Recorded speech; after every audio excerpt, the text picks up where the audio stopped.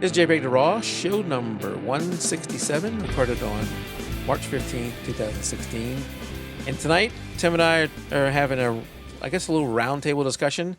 And Ron McCarty's coming back on the show as a guest a while back. Ron, I don't remember how long ago you were on, but it's been a little bit. Mm-hmm. Yep. So thank you for coming in. We asked you in at the last second, so I know you're not prepared for anything, but we have a few things we're going to talk about, and then we'll end this. One of the things I've mentioned, Tim, now this has got to be for a couple of years now. I keep talking about it, never get it done. Do you know what I'm talking about? Absolutely. Boy, when we don't have a guest, we really should have a topic we could talk about.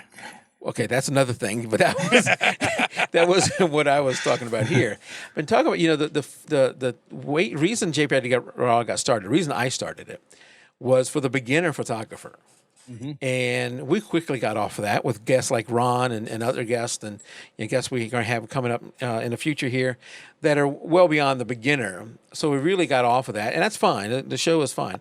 But I've always wanted to go back and do the beginner show and start with a real beginner. And I've actually been doing that. I don't know if Tim, you probably don't even know this, but I've got somebody. We've been working with him. He entered the guy from the contest at the end of the year. The picture, you've been working with him, yes. Yeah. So he entered our photo contest, the best of 2015.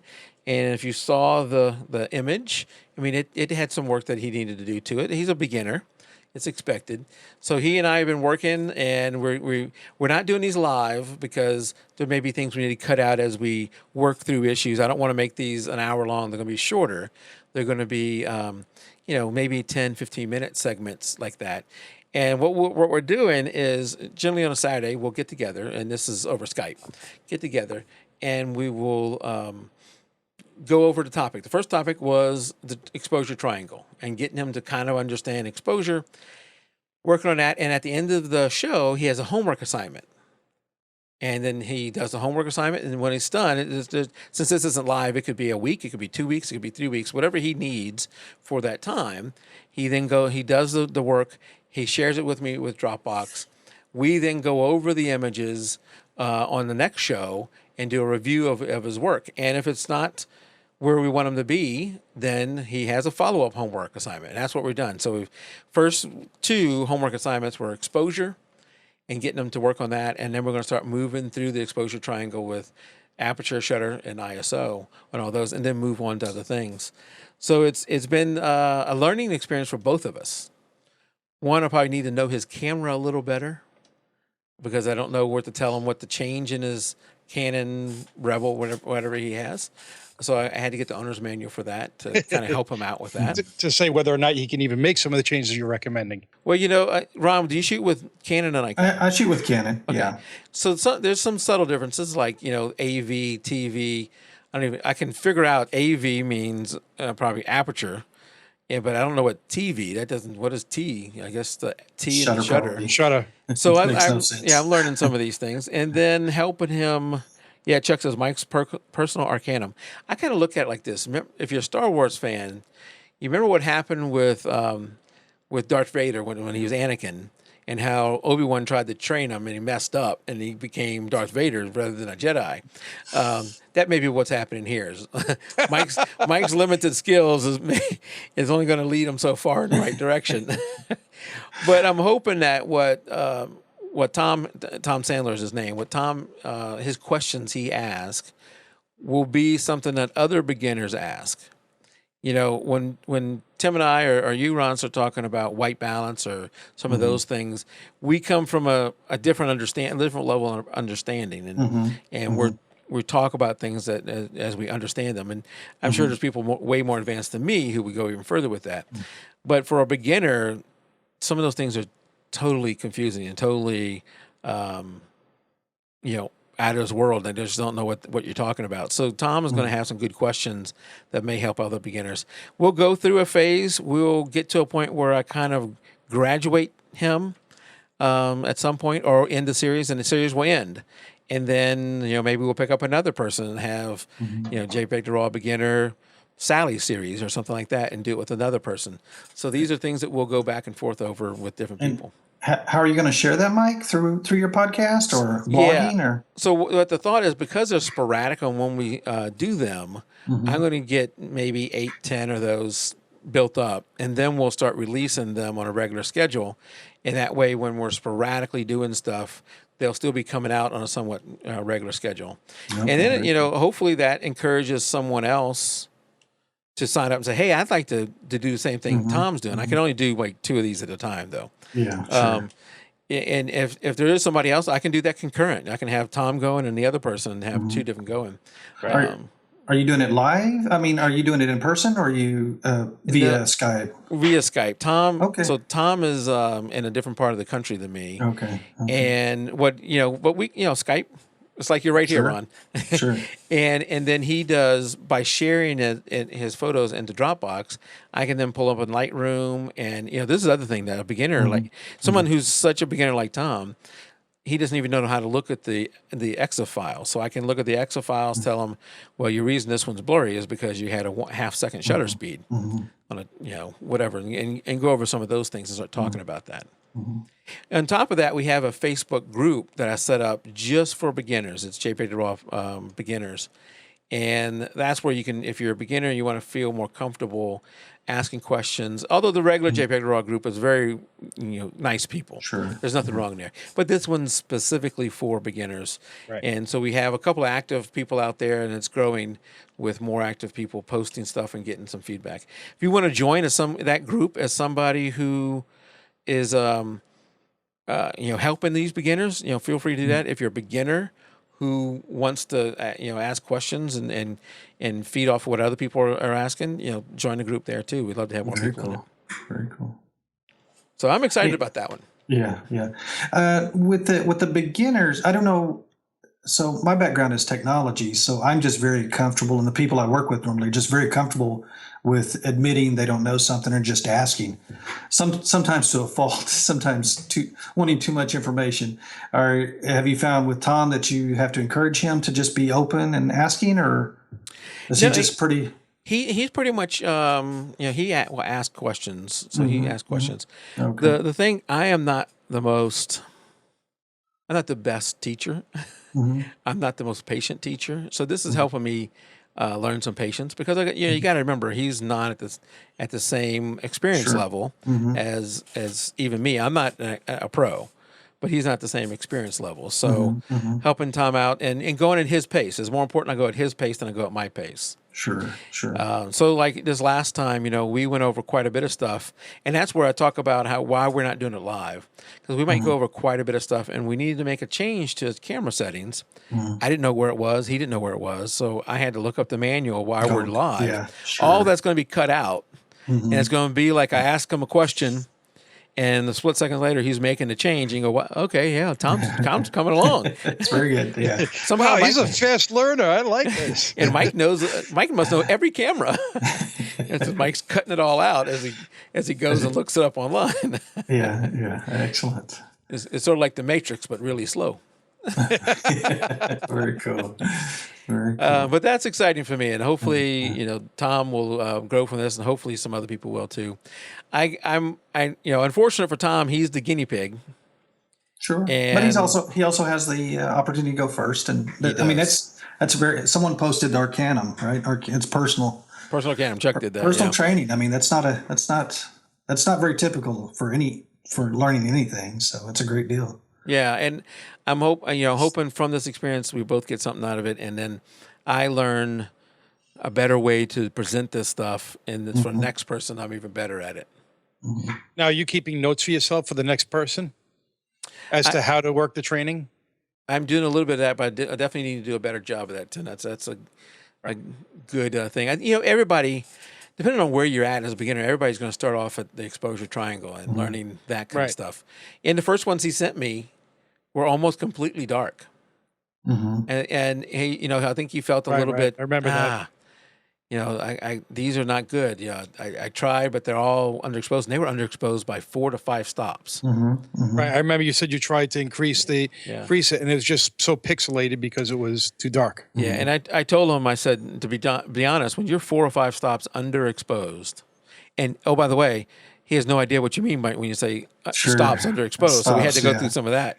But when you're 4 or 5 stops underexposed, that's an unusable image. I mean, it's just you can't use it. So, but I didn't. I told him that's not a failure. That's a result, and it's something we'll build off of. Now we'll tell you how to do it. So that's coming along. Be looking for that. Maybe what's this March? Maybe sometime in April, our first ones will come out with that.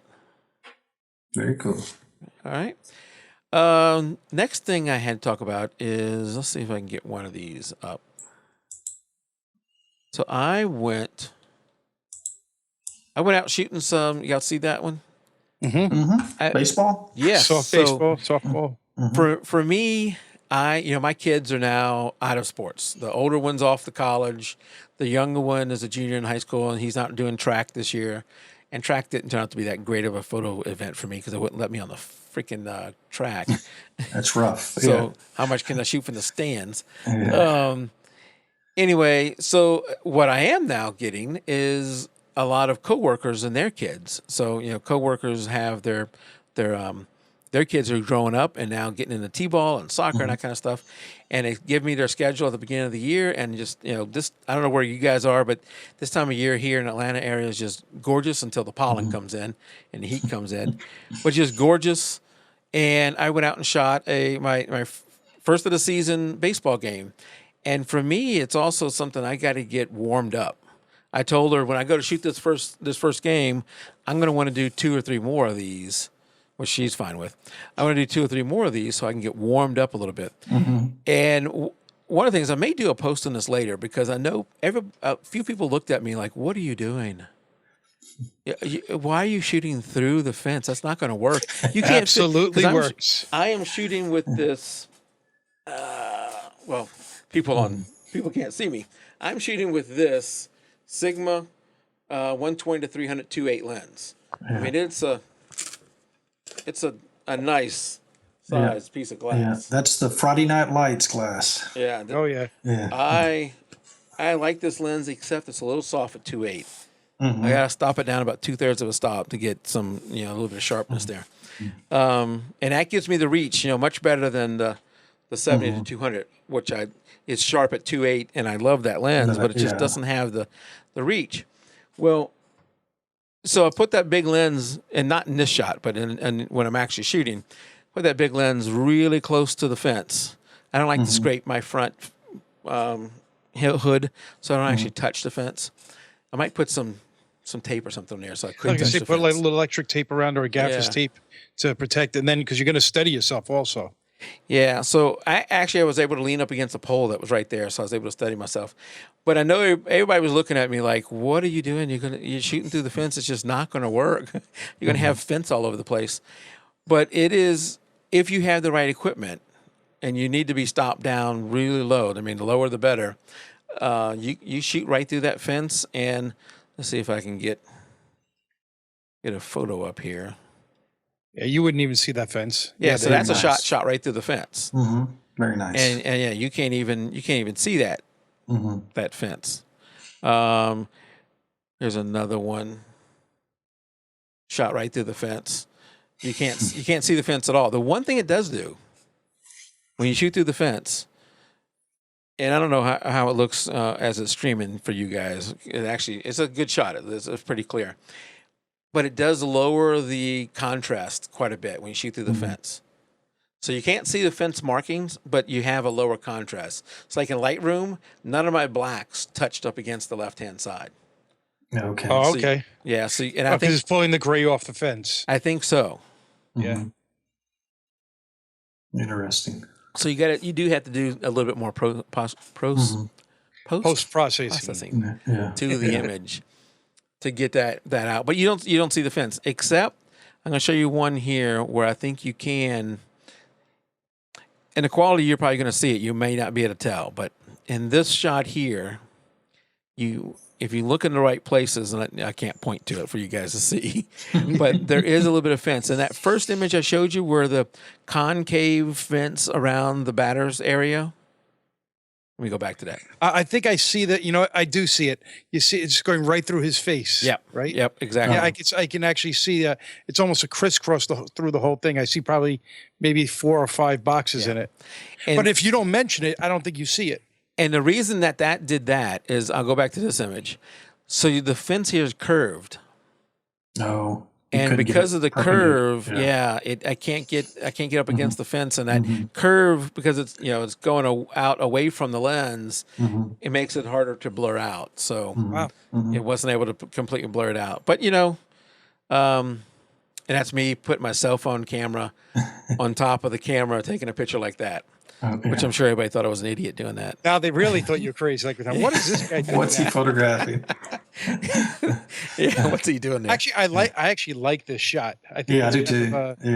Interesting angle. Good documentary. Yeah. So I need to do more of that when I go out there. Take some atmosphere shots. You can do that with your cell phone.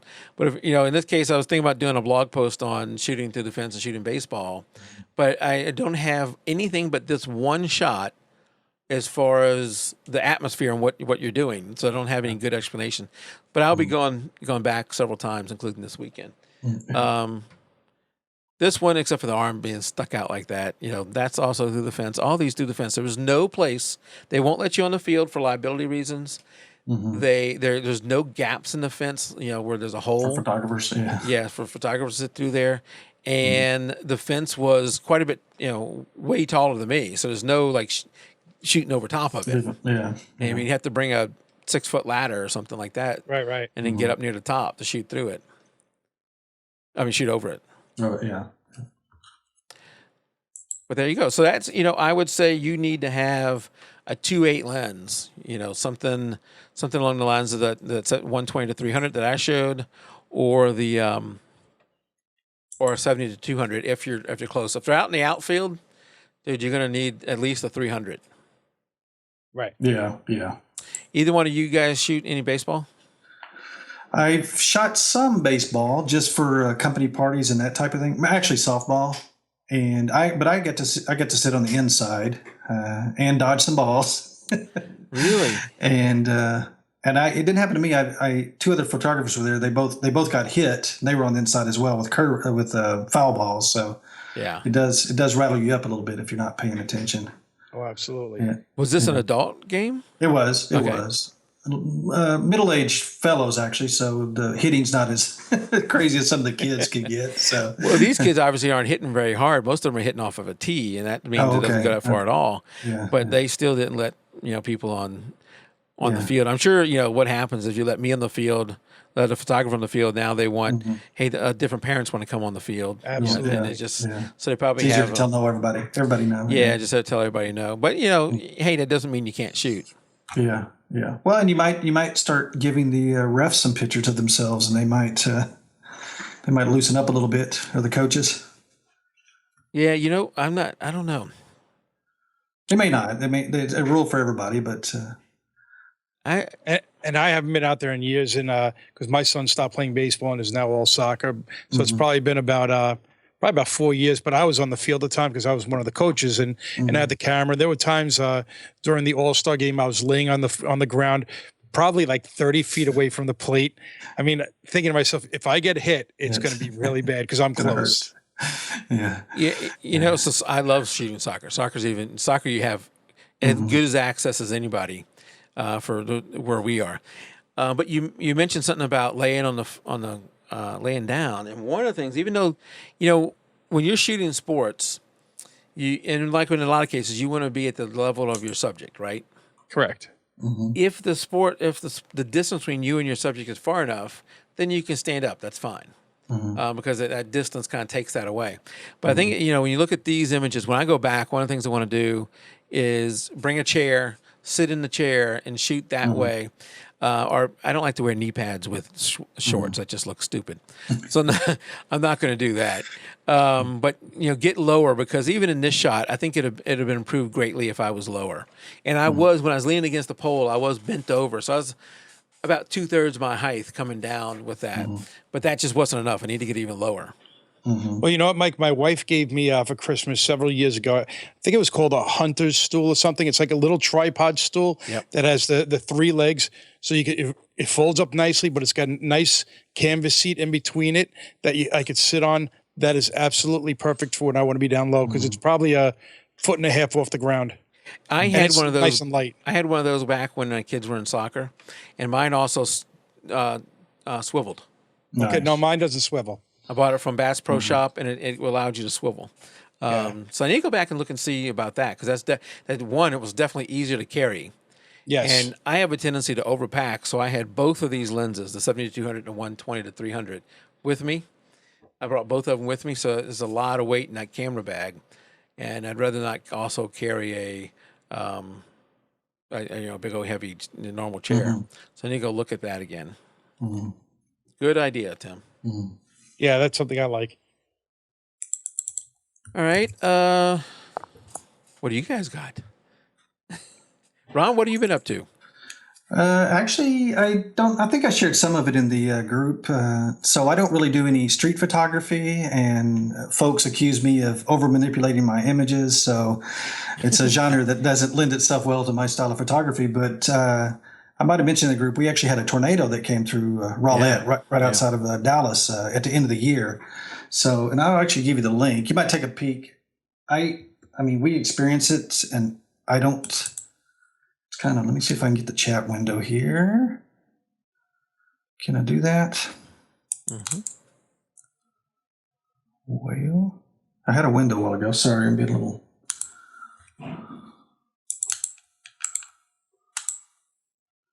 Can I just chat in there? Should be able to. There we go. I don't know if that's the best way to. Yep. Well, share. it's gonna. What did it do? I put it as a different thing. The Rowlett Recovery Table of Contents. Yeah, that's the index page. So it was also an exercise in blogging, which through Facebook, which has its own challenges. But that's basically the landing page for the effort. You may have to. I will get it up here in just a second. In a second, yeah. So basically, we only had roof damage in ours, so we were blessed or lucky, depending on how you see it. And we were actually kind of ignorant to what was going on because when it came through, basically it knocked out pretty much all the power grid in Rowlett. And soon after that, of course, the cell networks are oversubscribed, so we couldn't even look on the Weather Channel or weather.com or whatever that Apple uses to see what's going on. So we actually went to bed with power out. Some neighbors did come by and said there was some damage about 2 miles away from us, but we really didn't know what was going on. And then we got up in the morning and the cell phone started working again. So we actually saw some things and then that's when we became aware of how drastic the damage was. And so I actually started this project. Like I said, I've never did any kind of documentary work or anything like that, but this was my attempt to do so. So that's what I've been up. I've got 2 or 3 more weeks that I haven't put on there. I'm actually taking a break from it. The community has become kind of sensitive to what they call gawkers. There's quite a few folks that come through and look at it. I have mixed feelings about that. I've participated in a couple of fundraiser events, and I know people don't like to say. I'll just say it directly. I know people don't like to talk about it that way, but those pictures really help other folks empathize or sympathize with the community, right? And I do point that I'm very sensitive to it in our Rowlett, Texas community page. And when people say something about it, they want the community to pass laws or just stop it, which you really, in a democracy, that's kind of. Right. It's kind of not going to happen. Right?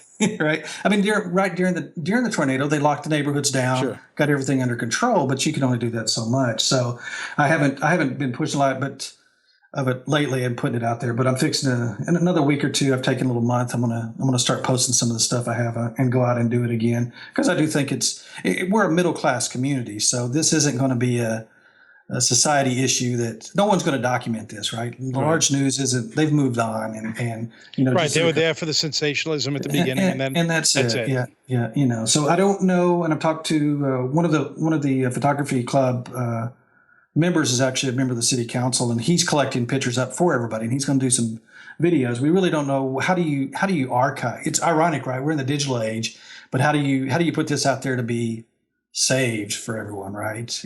Everything is so fleeting. Is that a good word for that? Yeah.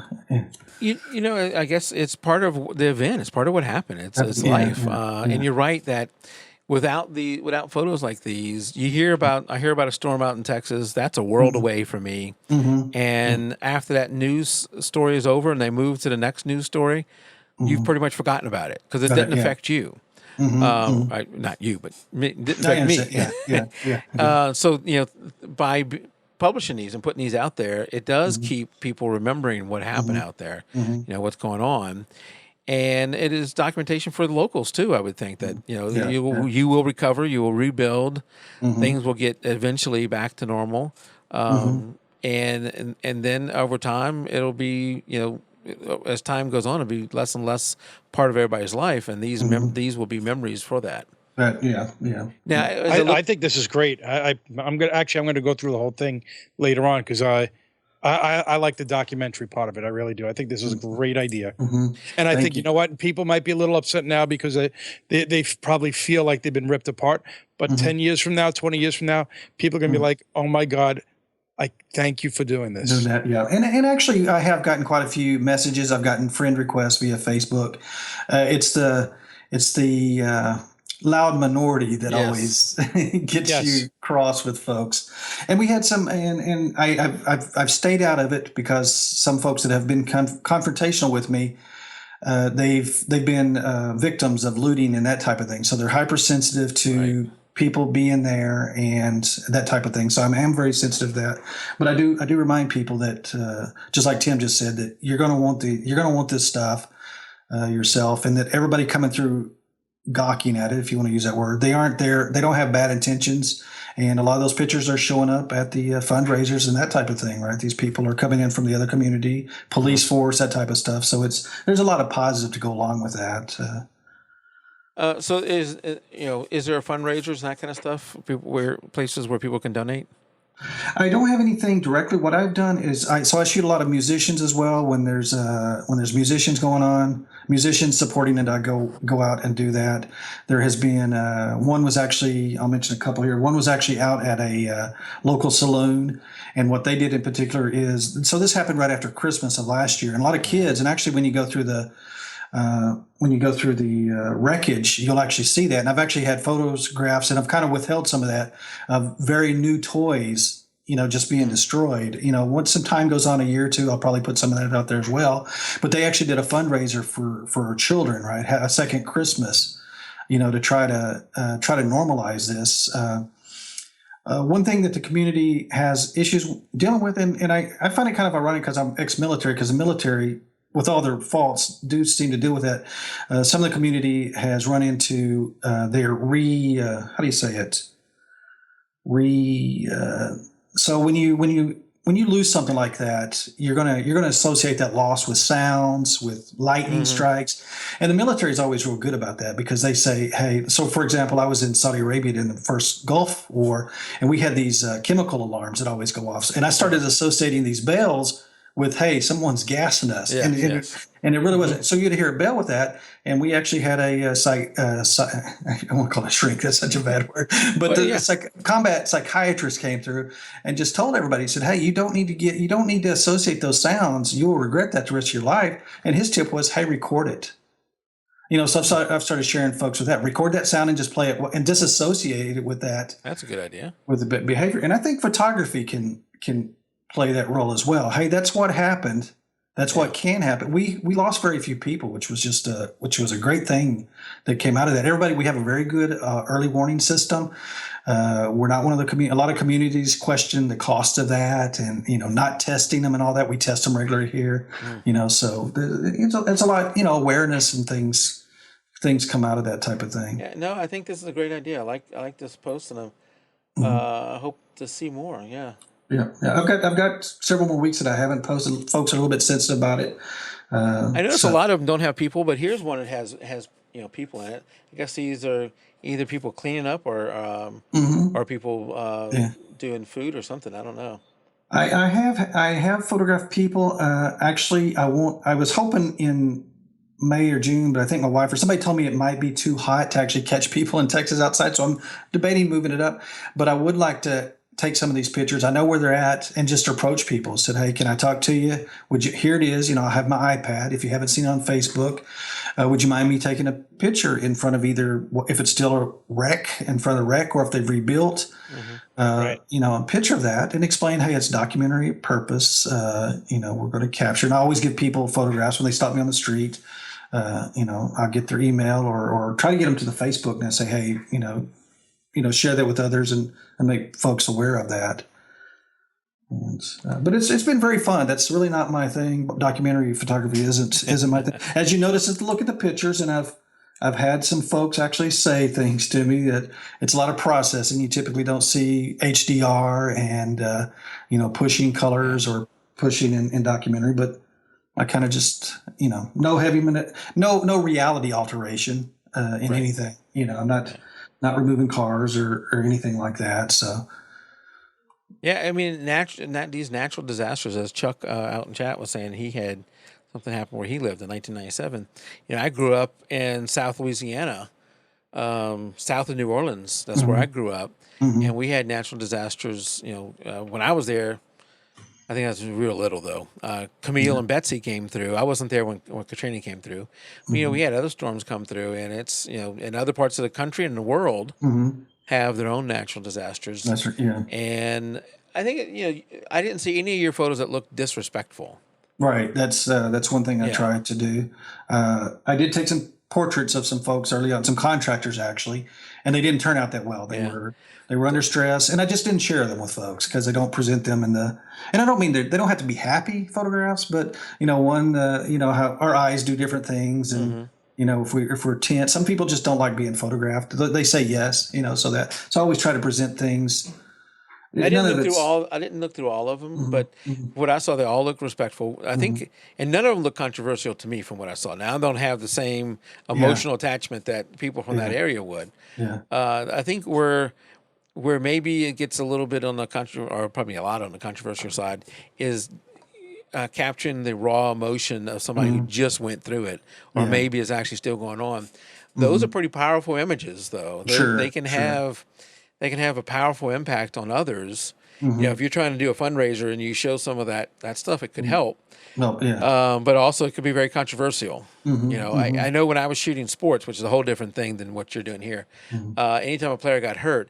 Usually, you look. A lot of times, you're looking in sports and other photography too for that emotional shot, that emotion in the face and that kind of stuff. And when a player gets hurt, there's usually a lot of emotion. But because of what this is, it's not the same as what you're doing. I would never take those shots. I would actually point the lens down so no one would even think that Mike is taking one of those shots. But that's a different story from that. I don't know.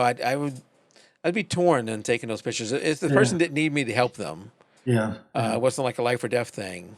You would, whether you used them or not, you'd almost want to take them. I don't know. I'd have to. I guess I'd cross that bridge when I got there. Yeah. Well, and I've had a couple of incidents on both sides. In one case, there was a group of volunteers there, and I had an extreme wide angle lens trying to show just the devastation.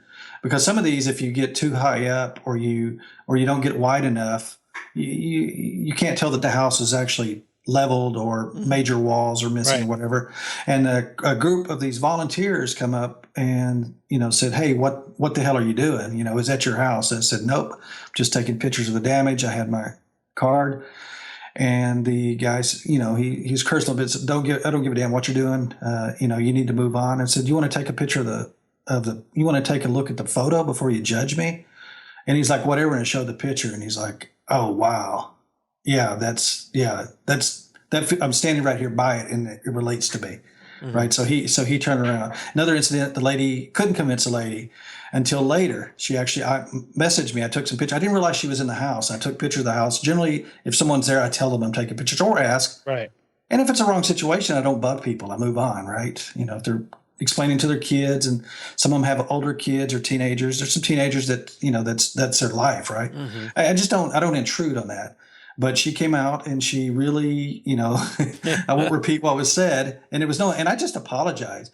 But then her kids come in tow, and she just keeps cursing. And then she actually she messaged me later because I left the card. She looked on there, and she's like, "Well, if you want to use the pictures, then you can." And I said, "Lady, I told you I deleted the pictures on the spot, and I literally did. Now I could go back. I know how to technically recover them, but I just moved on. So Right. Now, you say I you think gave her your card. Is this like your work it's just my card? Ron's photo. No, just my Okay. little photographer card. Saying what it is. Most of that is just so that folks can find it. We get email addresses and stuff. We get contact information all the time, flying LinkedIn, Facebook, cards, business cards, sales cards. So, just that little physical thing to kind of help somebody find it again if they are interested. Tim, we need to get jpeg2RAW cards. There you go. There you go. You got that? You got that, Tim? Yep. Yeah. Yeah. We do. We do, because when I'm out at some of these games and other events, you tell somebody about it, and I'm sure as soon as they walk away, they forget about jpeg2RAW, and I need to give them a card so that they'll remember it and maybe get in touch. Yeah. Yeah. When I was shooting a lot of soccer, I actually had a jacket that I had. I think it was a Bitly. It was a cheap jacket, so it lasted like 2 seasons. But it had a little short URL, and folks could get it. Of course, they'd have to look at it, and then it had an email message drop me there, and then I would send them to the Facebook group saying, "Hey, here are the pictures." Yeah. That type I'm of not thing. actually looking to get business. I don't want to go shoot Just want people everybody. to I just come. want to shoot my friends' kids. That kind of stuff. Well, the soccer actually was a business. It was for friends and families, and Okay. it was whoever wanted it, and sometimes they would ask me for prints, but most of that I'd send them in a high res JPEG and say, "Run to Costco or something." Yeah. It's not Well, Ron, that was awesome. Thank you for sharing that. Sure, And sure. we'll look forward to. We'll put that in the show notes so other people can check it out, and look forward to seeing more from that. Yeah. Well, like I said, I hope to move the people. I don't quite know how I'm going to approach folks, that type of thing, or find them, that type of thing. But I think it was my wife. Somebody said, "Well, you wait till summer. People are going to be less willing to get out in the heat." So Right. so a little more coordination. So Yeah, but and I definitely never did a people. So I do have something to close on. A little bit on the techie side. So this will not be, about your camera, but this is more on the techie side.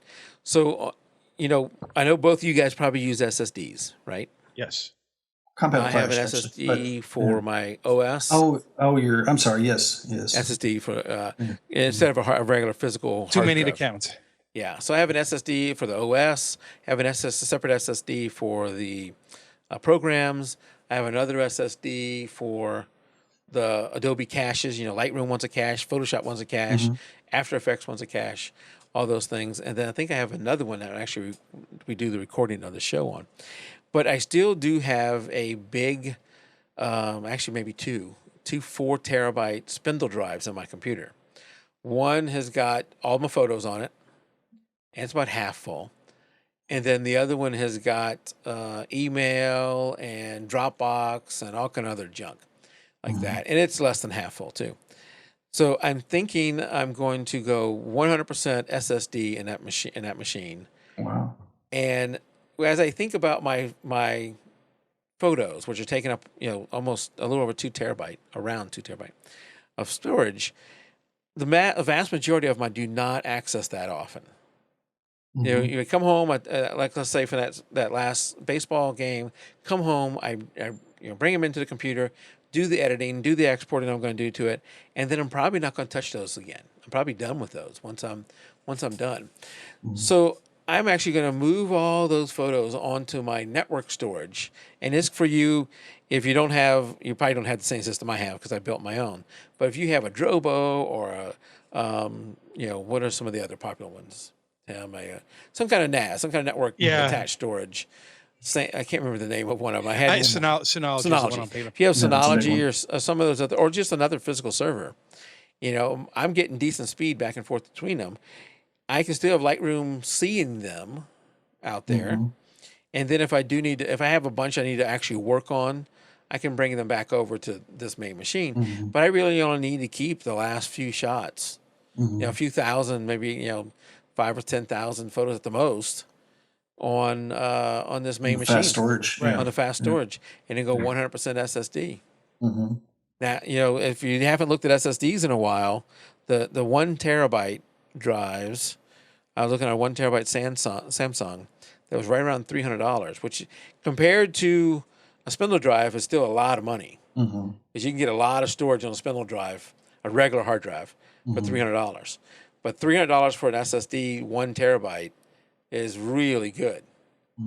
I remember when I paid, I think $350 for like my 60 gig. For a Probably the small first one, one yeah. I bought. Yeah. Yeah, That wasn't all that. It was fast. And I Yeah. remember when I first got mine, I compared, I was watching a YouTube video and it showed two computers side by side starting up and how one went so fast versus the other. I mean, even this one today, I told Mike I had to reboot before we started the show.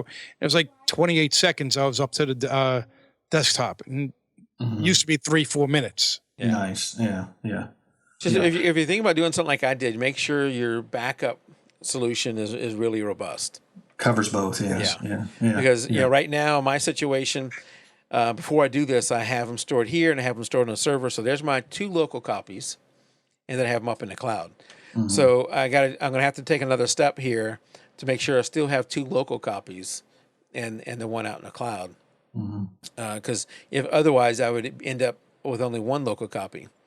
Which is still okay. I mean, having 1 off-site and 1 local is still good, but getting that stuff from off-site may take It's a while. painful. Yeah, It's painful. I've had to do it a couple of times. It's worth it though. Yeah. For me, your risk is by not having them local.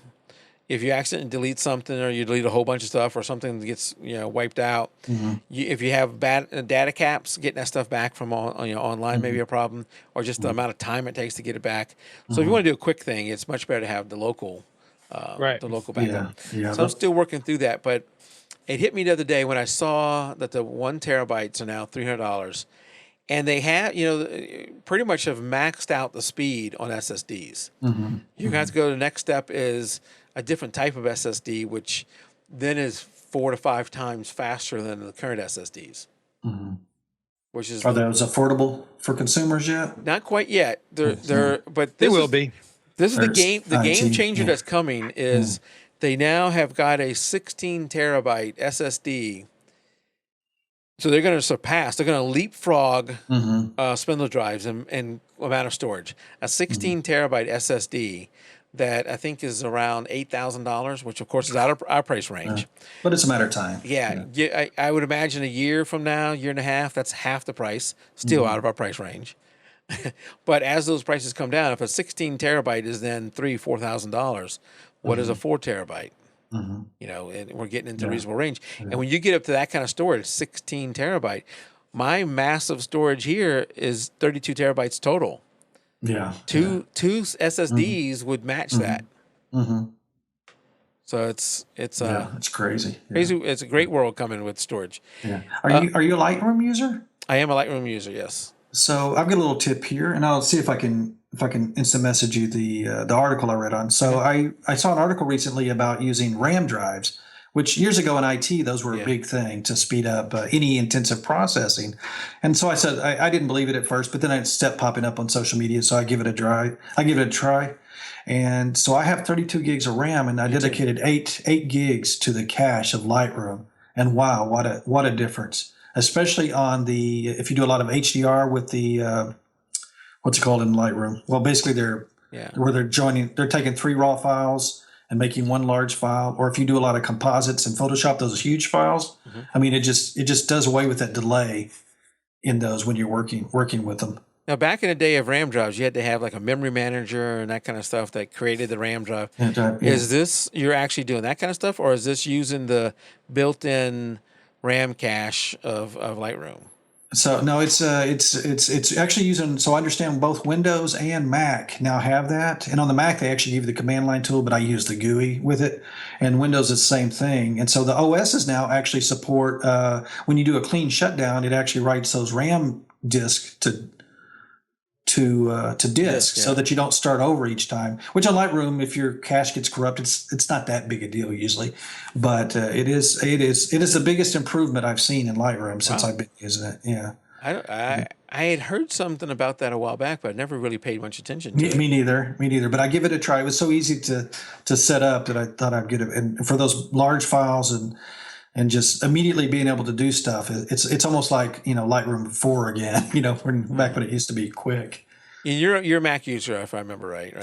Yeah, it's on the photography stuff. It's hard to stay that way, right? Because you pay. Because I've literally thought of just keeping my iMac, as it's getting long in the tooth again, and just buying me a Windows PC and only have it connected to the local network, right? And just never connect it to the internet, so I don't get caught up in all the virus. That's the reason I got rid of the PC stuff. I just got tired of trying to keep up with all that stuff. That's not an issue anymore. I don't know at work. You got people doing that stuff full time. I at work I'm over the IT department also, and we sent out this past week a phishing scam to our network, and it was a test to see how many people would actually click on it, then how many people would actually open the file. Oh boy! And we didn't send it out to the whole group. We did a test sample, and it was interesting how many people, got the note from Republic Services that your trash bill is late. Click here, and I think every one of them who clicked on it doesn't even use the Republic Services as a trash vendor. They clicked on it and opened up the file. What was the what kind of screenshot did you give them? It took you to a 404 web forbidden page. Yeah, it took you to a web page. All we needed to do was log their IP address. We wanted to log their IP address to know who did what. But yes, but I think the world of viruses on PCs is changed quite a bit. And even on a Mac, I'd be running antivirus or anti-malware or something like that. I run both an antivirus and anti-malware, and hopefully I'm not infected right now. I'm going to knock on wood, but I have not been infected, and I don't think my PCs have ever been infected except for my son, who clicked on that link that says you're infected. Click here to install the Windows antivirus, and that did install the virus years ago. So anyway, what I was asking about Windows was, Tim, have you looked into this at all? Because I know you're a Windows user, and I'm going to have to look into how to set up a RAM disk on Windows. Yeah, I don't know. It's been so long since I've done that. Yeah, anytime I've ever done it, I actually had to just search for it because you don't do it often. So it's one of those things where you have to just keep retrying. We got a question out in chat for you, Ron. And I don't know if you're reading it now, but Chris asked, when you were out taking pictures of a disaster situation, do you have a press credentials or just tell people you're a photographer documenting the situation? So yes, I don't have a press credentials, and I pretty much, it kind of depends on how the conversation goes. If somebody just wants me to move on, I'll just move on. I don't want to aggravate anybody. Yeah. If somebody's wanting to, a lot of people are just curious, right? What are you doing with the photographs? A lot of times people are curious because they want to be tagged and they want they want to see the sign of privacy. They want to see the pictures. Yes.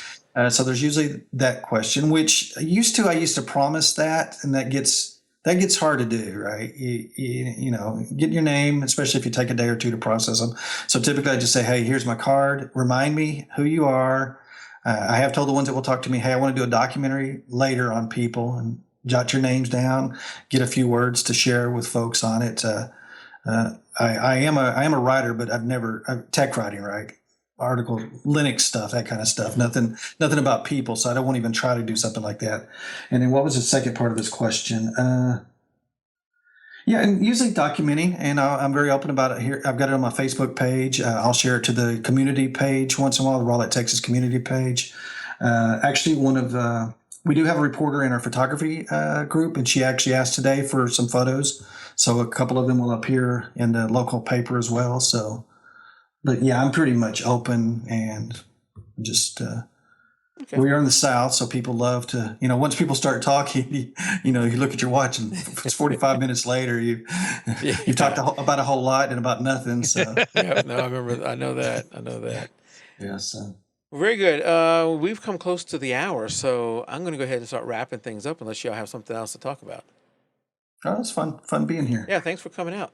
So great stories, Ron. Yeah, great stories. Tim and I would be lost without having you come on tonight. Thanks.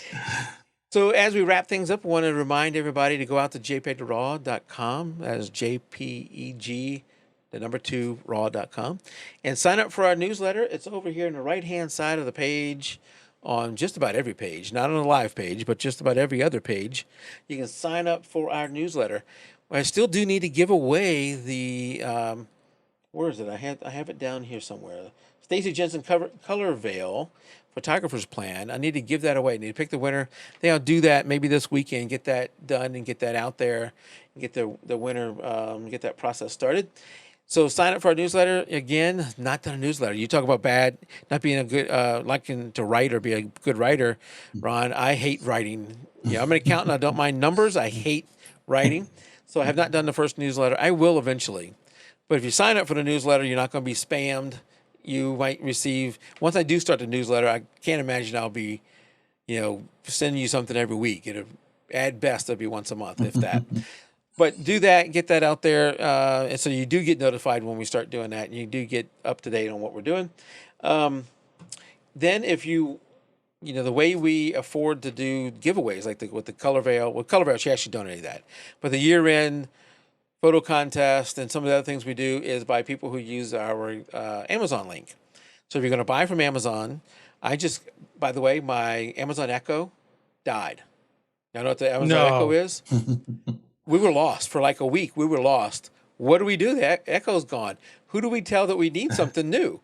We use the shopping list on there. So anytime a kid or me use the last of anything, you're supposed to say, Amazon, add, shampoo to the shopping list. And it would do that. It died. Who do I tell now? Where do I put this? Well, today we got from Amazon, they sent us out a new power plug that fixed the whole thing up.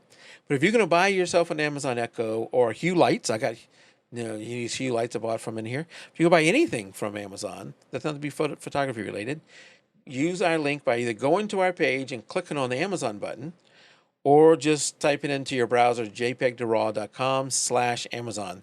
You don't pay any extra. We get a small credit, and we use 100% of that. Actually, a little bit more than 100%, because I kick in some. 100% of that to do giveaways and contests and that kind of stuff. So if you're going to buy from there anyway, you might as well help us out there. If you're going to buy from Topaz Labs, and I know Tim and I are owners of the full package, if you're going to buy from Topaz Labs, any of their plugins or anything, use our link there, which is jpeg2RAW.com/Topaz Labs. And then the lowly forums where I keep posting all by myself. I got a nice list of every show. You want to go back and see where Ron was at when he was on there? There's all kind of other ways you can do this too, but I have a chronological order in one of the boards there of every show we've done with all the links. So you can go out to our forums and join the forums, and hey, maybe you can be the one to start up a conversation that will get going over there.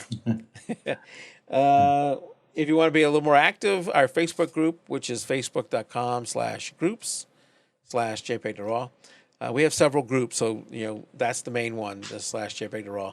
Go out there and join the group, and we have a lot of great people out there. It's grown quite a bit here recently, Tim, as we've had a few things happen with the show. It's grown quite a bit, and we've got a lot of people come and join the group, and we do our monthly photo contest out there. We just announced the winner just earlier this week. So if you want to come out there and join the conversation, join the monthly photo contest, that's a great place to come out and do that at right there.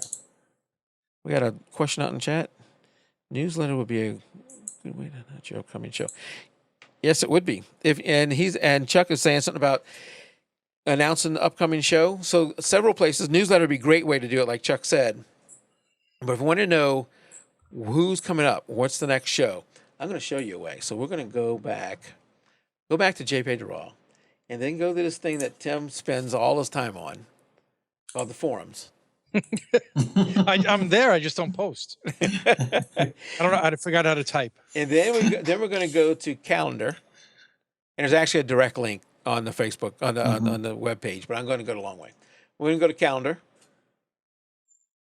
and then this is the way I see it. Y'all may not see some of these because some of these have been canceled. But today, I had to move Corey. So Corey from Photo Stealers, I don't know if you can read this, is now down on March 29th.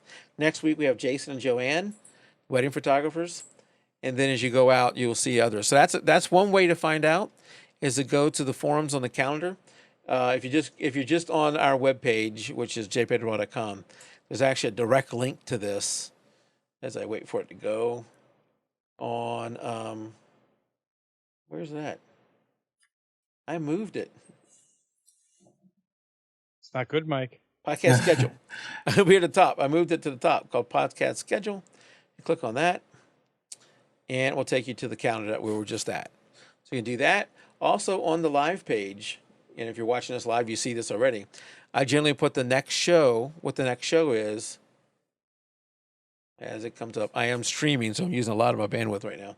Mm-hmm. Up here at the top. We can't let that go live. That's going to create a loop here. Up here at the top, we generally put the next show, what's going to be the next show, who's coming up, who's going to be, and all that kind of stuff. If there's a change in time, it'd be there. And then, of course, if you follow us on our Facebook page, I also generally announce it there. I didn't announce any change tonight, but you can generally see it there too. I cover all the ways to find out. And the newsletter will be another way, so I'll have to do that. All right, one last thing. If you are not subscribed to the show, there's all kind of ways to subscribe to the show. There's a link on the website where you can go and find out ways to subscribe. But if you want the audio version, because maybe you listen to it on your phone, I actually get the video version and listen to it on my phone. So I'm driving into work. But audio version is on Stitcher, Spreaker, iTunes, iHeartRadio, TuneIn, Podomatic, Podbean, and as soon as Google will turn it on, Google Play Music. A lot of us podcasters got all our stuff there. We're just waiting for Google to turn it on, and we'll be in Google Play Music. That's the audio version. If you want the video version, there's really three choices there. There's iTunes. We have a video large, video small to choose from. They're different resolutions. And then YouTube and Vimeo. And those two are, I guess, whatever sizes they stream or you watch, whatever. So those are the three places to get the video. And we're getting close to now 7,000 subscribers on YouTube, Tim. Congratulations. Yeah. YouTube has grown pretty well. We have one of crushed all our friends. What's that? You crushed all of our friends. We did, yes. And we're up to, I think one of the shows now, our top show has almost, I can't pull it up here. It's not coming up. I'm using up all my bandwidth. I think it's over 200,000 now, Tim. Nice. Hold on, I'm going to tell you in just a second. See, I'm going to tell you in just a second.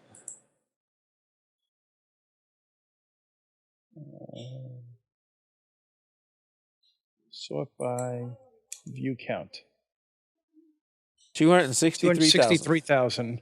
263,000. That's not bad. Nice. Yeah. Not bad for a little podcast.